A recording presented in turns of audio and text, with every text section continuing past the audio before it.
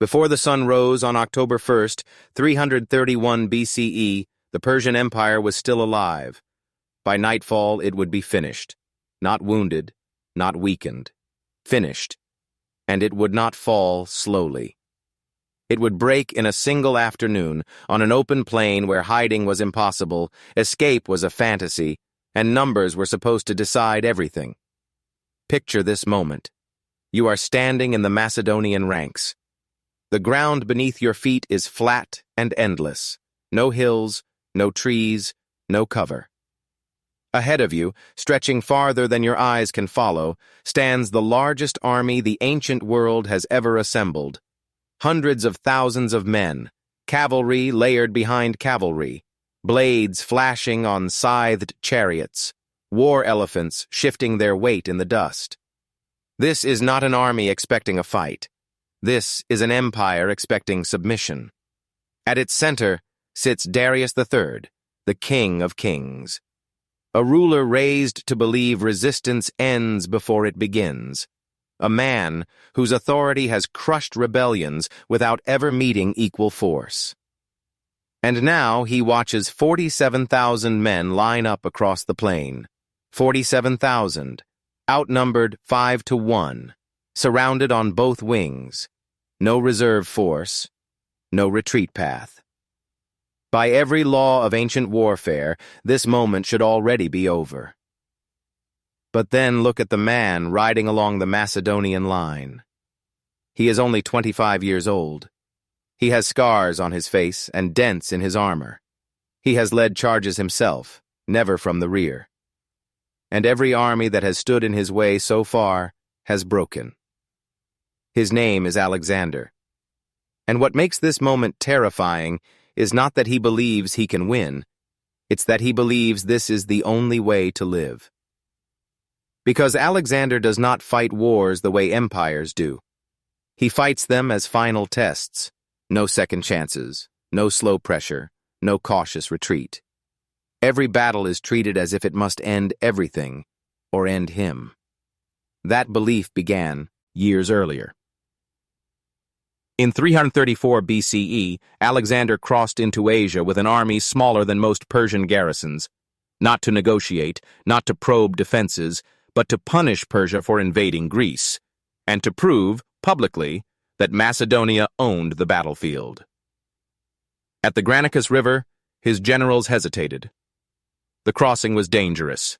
The enemy held the high ground. Alexander didn't wait.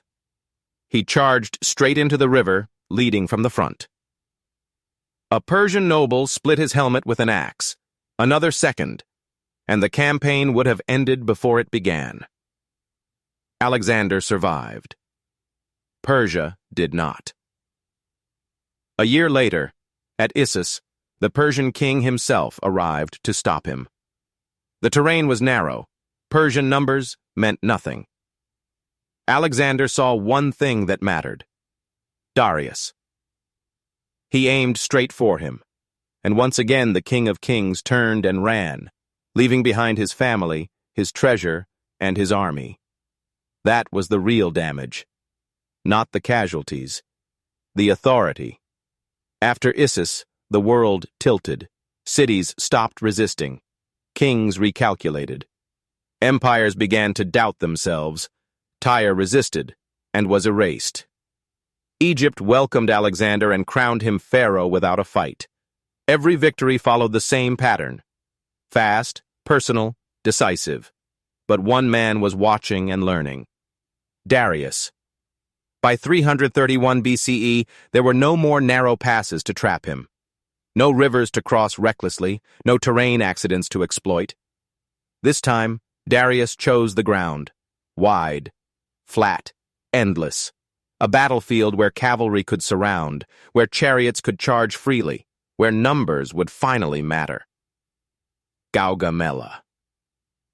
Darius believed Alexander's recklessness would finally betray him. Alexander believed something else. That wars are decided when kings break. And at Gaugamela, breaking the king meant risking everything, at once. The night before Gaugamela, the Persian camp glowed, Thousands of fires burned across the plain, stretching so far they blurred into a single line of light.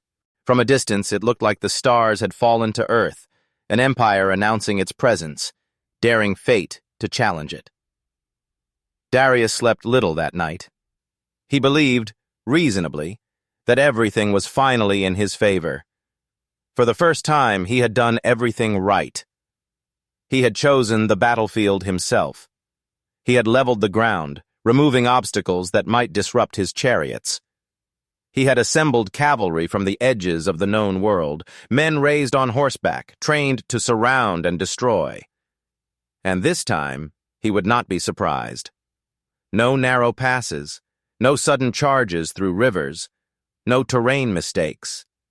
The plan was simple. The scythed chariots would tear gaps in the Macedonian line. The cavalry would flood through the openings and crush the flanks. And when Alexander was exposed, when his formation broke, the empire would finish what Issus had started. Overwhelming force, final pressure, no escape. In the Macedonian camp, the mood was different. There were no endless fires, no spectacle, only quiet preparation. Officers gathered in low voices. Veterans checked straps and spearheads they had already checked twice. Everyone understood the math. Everyone could see the Persian line even in the dark. Some commanders urged a night attack, strike before the chariots could deploy, kill Darius in the chaos, end the war before the numbers mattered.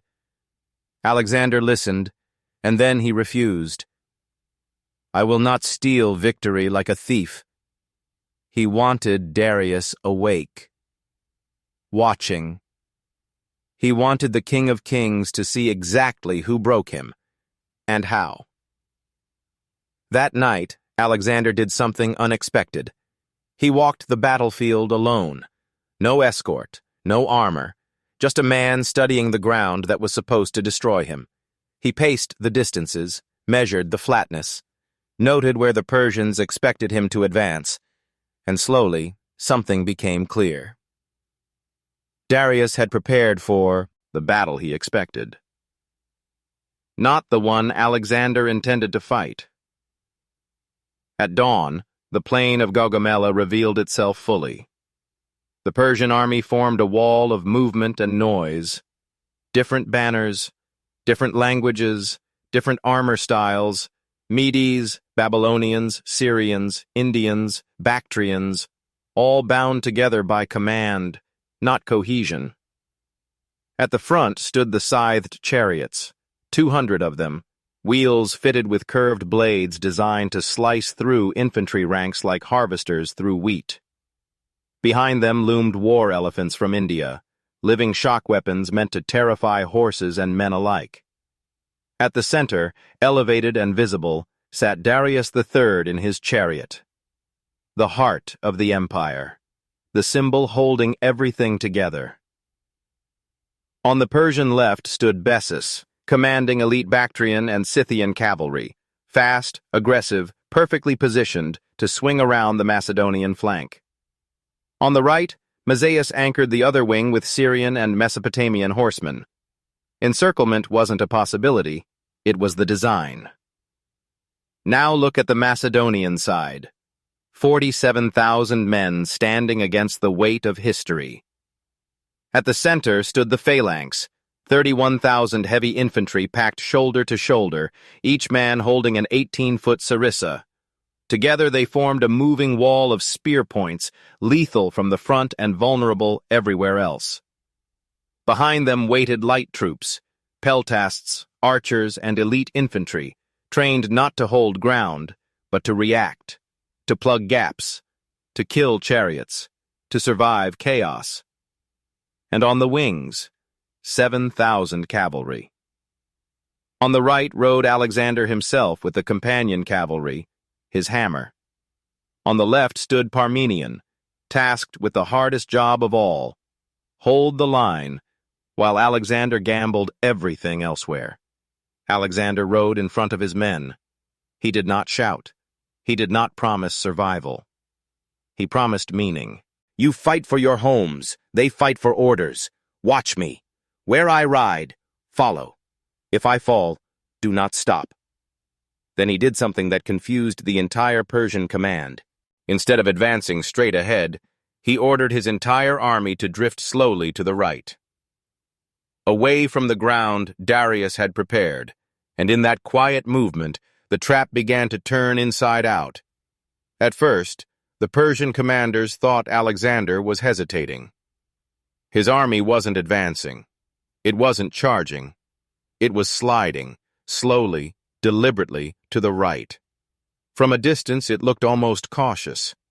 But this movement wasn't fear. It was bait. Alexander understood something Darius did not. A massive army does not think as one mind. It reacts in pieces. As the Macedonian line drifted right, the Persian wings were forced to respond. If they didn't, Alexander would slip past the prepared killing ground and threaten the flank and possibly the rear of the Persian center. So the cavalry moved. Bessus, on the Persian left, pushed his horsemen outward to maintain the encirclement. Mazaeus mirrored the motion on the other wing, and without realizing it, the Persians did exactly what Alexander needed. They stretched. Every step they took widened the gaps between their units. Every adjustment pulled cavalry farther from the center. Every attempt to surround weakened the one place Alexander cared about most: Darius. Then the signal came. The scythed chariots charged. 200 machines surged forward, wheels screaming, blades flashing, designed to shred the phalanx apart and leave nothing but panic behind. This was supposed to be the moment the Macedonian line broke. Instead, it opened. Not in chaos, in discipline. Light infantry surged forward. Javelins flew low and fast, targeting horses and drivers. Some chariots veered, others overturned. A few broke through, only to find corridors intentionally left open where they were dragged down and destroyed from the sides. The weapon meant to end the battle was neutralized in minutes. But this was only the surface fight. Behind the chaos, something far more dangerous was unfolding. As the Persian cavalry chased Alexander's sideways movement, the center of their line began to thin. Just enough. Alexander saw it. A narrow lane, barely visible, but real. And this was the moment he had been waiting for since the night before. He wheeled his cavalry inward, not toward the wings, not toward the chaos, straight at the heart. The companion cavalry accelerated from a trot to a charge, wedge formation tightening as they aimed directly for Darius. This was madness. The Persian cavalry realized too late what was happening. They turned inward, trying to collapse the gap, but momentum betrayed them. Horses collided, commands overlapped, units hesitated, unsure whether to continue the encirclement or rush back to protect the king. For a few seconds, the battlefield held its breath. Then, Alexander struck. The Macedonian wedge slammed into the weakened Persian center like a spear thrown by the gods themselves. Shields shattered. Riders fell. The line buckled. Not everywhere, just where it mattered. And suddenly, Darius could see Alexander. Close enough to recognize him. Close enough to understand the danger. This was not another skirmish. This was Issus happening again, faster, closer, more violent. Alexander was not trying to defeat the Persian army.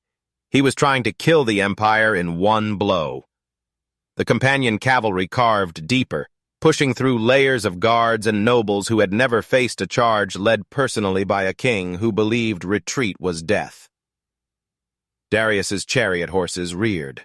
Dust filled the air. The noise collapsed into confusion. And then, just like before, Darius hesitated. Not long, just long enough. That hesitation spread. a ripple through the Persian center. A question no one wanted to ask aloud.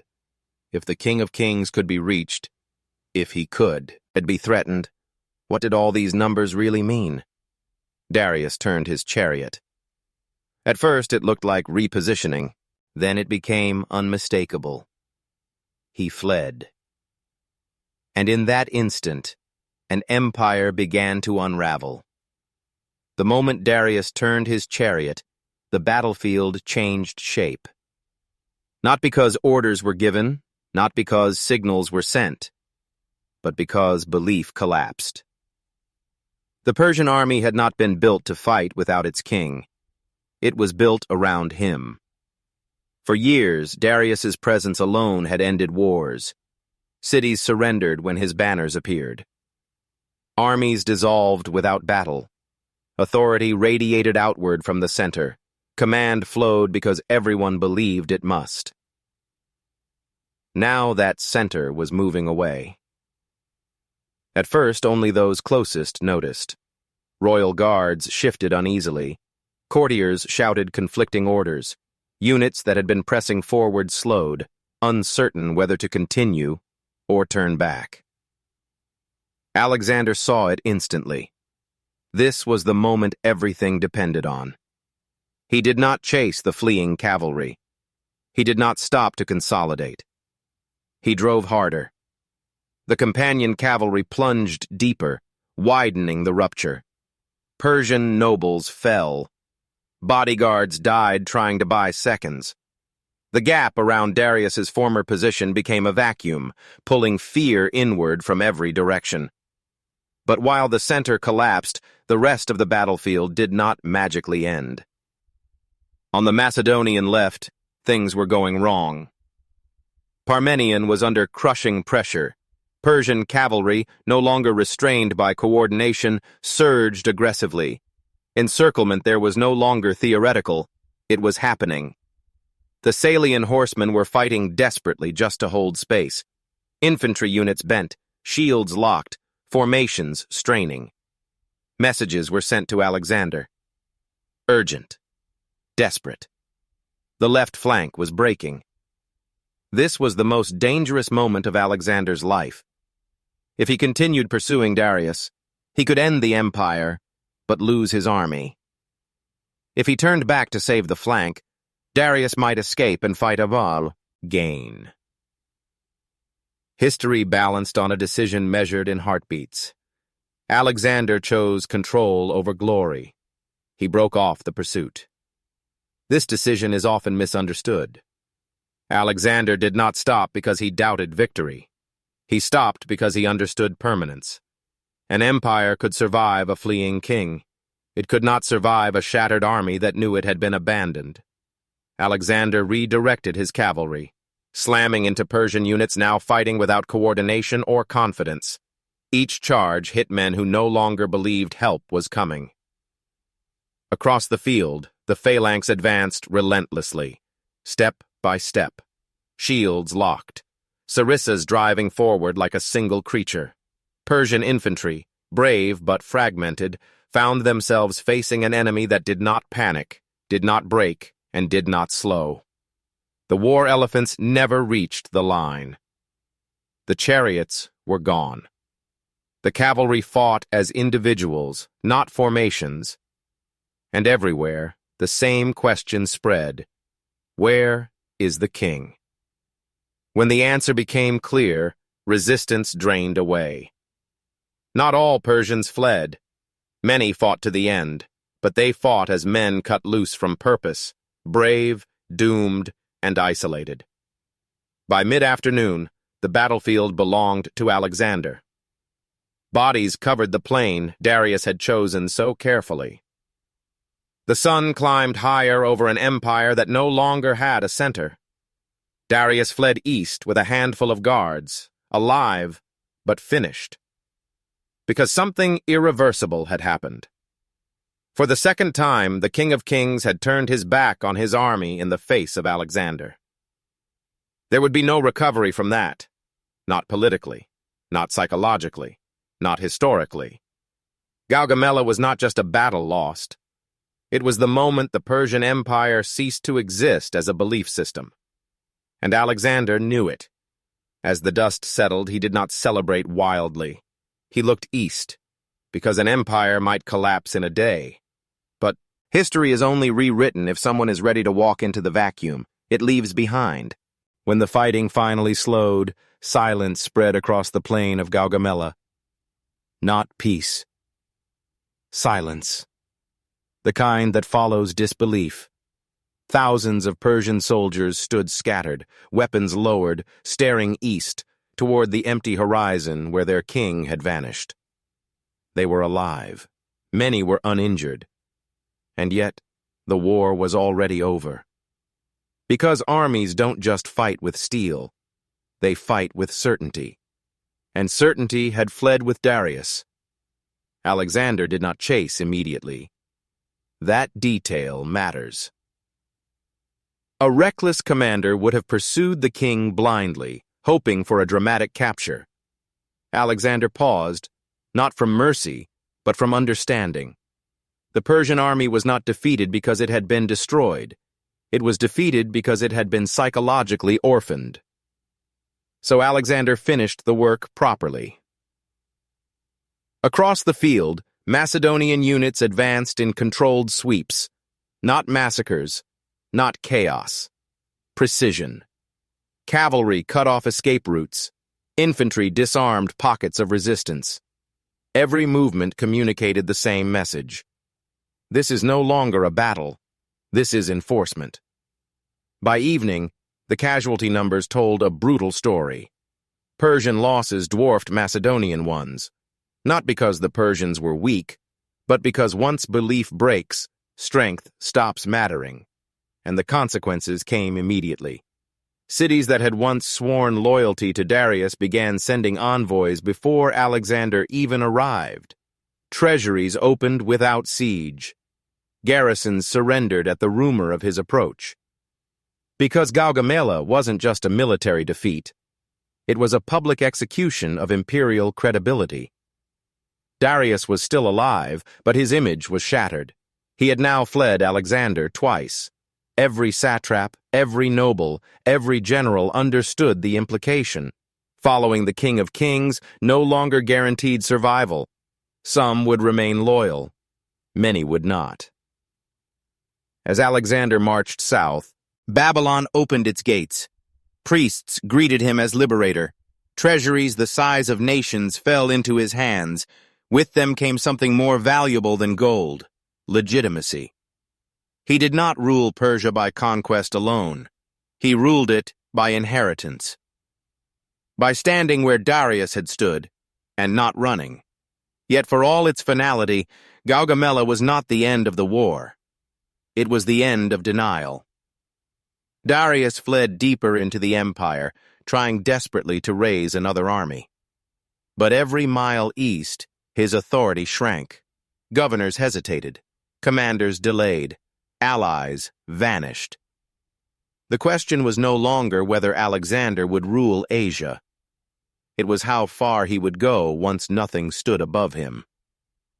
Because Gaugamela revealed something terrifying, not just about Alexander, but about power itself. Empires don't collapse when they lose territory. They collapse when someone proves they don't deserve obedience. Alexander had done that in a single afternoon. And now, standing on the ruins of the Persian battlefield, he faced a new danger: victory. Because once an empire falls into your hands, the hardest question isn't how to conquer. It's how to rule what no one else could hold. And Alexander was about to answer that question in ways the world had never seen. Gaugamela did not turn Alexander into a conqueror. It exposed what he already was. Because once the Persian Empire cracked open, something unexpected happened. There was no resistance left that mattered. Babylon surrendered without a fight. Susa opened its gates and handed over its treasury. Persepolis, the ceremonial heart of Persian power, stood defenseless before him. No sieges, no desperate last stands. just silence and submission. Alexander walked into cities his army could not have taken by force, and found them already his. But victory brought a new kind of danger. For years, Alexander's world had been simple. My ahead, no retreat behind, move forward or die. Now there was no enemy left to define him, only power. He took the title King of Asia, not as a boast, but as a statement of fact. And then he did something that unsettled his own men. He did not destroy Persia's institutions. He adopted them. He wore Persian dress at court. He retained Persian administrators. He demanded that Greeks and Macedonians bow alongside former enemies. To Alexander, this wasn't betrayal. It was strategy. Empires don't survive on force alone. They survive when the conquered believe the new ruler belongs there. But his army didn't see nuance. They saw their king changing. They had followed a Macedonian warlord. Now they watched him become something else, something bigger, colder, and harder to question. And somewhere far to the east, Darius was still running. Desperate, isolated, humiliated. He tried to raise one last army, tried to reclaim authority that no longer answered his call. But the empire he once ruled had already chosen. Eventually, Darius would be betrayed by his own men, captured, wounded, and left to die on a roadside. Not killed by Alexander, not even fought. Discarded. When Alexander reached him, the King of Kings was already gone. Alexander covered Darius's body with his own cloak. Not as mercy, as symbolism, the old empire was finished. The new one had arrived. But here's the truth. History often softens. Gaugamela did not make Alexander invincible. It removed limits, and men without limits don't stop easily. With Persia in his hands, Alexander pushed onward, east into lands no Macedonian had ever imagined ruling. He chased the edge of the world because no one was left to tell him where it was. And the further he went, the more dangerous he became. Not because of enemies, because of belief. The same belief that shattered the Persian Empire now surrounded Alexander himself. That he could not lose. That fate bent for him. That retreat was impossible. That belief would carry him to the Indus River, and eventually, into mistakes no army could correct. Gaugamela proved Alexander could end an empire in a day. What it did not prove was whether any man could survive becoming the only power left standing. And that question would haunt the rest of his life. Alexander never lost a battle. That fact is repeated so often it begins to sound mythical, almost abstract. But Gaugamela shows why it was true. He didn't win because he had better numbers. He didn't win because he had superior weapons. He didn't even win because his soldiers were braver. He won because he understood something ancient empires never learned. Power is not held by force alone. It is held by perception. At Gaugamela, Alexander did not defeat 250,000 men. He defeated an idea. The idea that numbers decide destiny. The idea that authority survives exposure. The idea that kings are untouchable. By riding straight at Darius, twice, Alexander proved that empire was a performance. And once the performance cracked, everything behind it collapsed. That is why the battle ended before sunset. That is why cities surrendered without sieges. That is why Persia did not fade slowly. It vanished. Gaugamela was not chaos. It was choreography. Alexander forced the Persians to move when they wanted to hold. He stretched their line without attacking it. He neutralized their weapons without meeting them head-on. And when the moment came, he struck exactly where belief lived. at the king. And when the king ran, the empire followed. But here is the part most stories end too early. Alexander paid for that understanding. Because once you believe authority comes from perception, you begin to believe you can shape reality itself, and that belief is intoxicating. After Gaugamela, Alexander demanded more than obedience. He demanded recognition, not just as a conqueror, but as something beyond. A god, a destiny, an inevitability. His men follow. Get him across deserts and mountains they never agreed to conquer. They followed because they had seen what happened when belief broke, and they were terrified of being on the wrong side of it. In the end, Alexander would die young, not in battle, not defeated by an enemy empire, but exhausted by the weight of being unstoppable. And when he died, his empire collapsed almost immediately, because the truth Gaugamela revealed cuts both ways. Empires fall when belief leaves them, and Alexander never taught anyone else how to replace his. That is the final irony. The man who ended the Persian Empire in one day could not teach his own empire how to survive him. Gaugamela was the peak. The moment when a single decision, a single charge, and a single broken king reshaped the world forever. And it all came down to one truth. Wars are not decided by numbers. They are decided by who breaks first. And at Gaugamela, it was the empire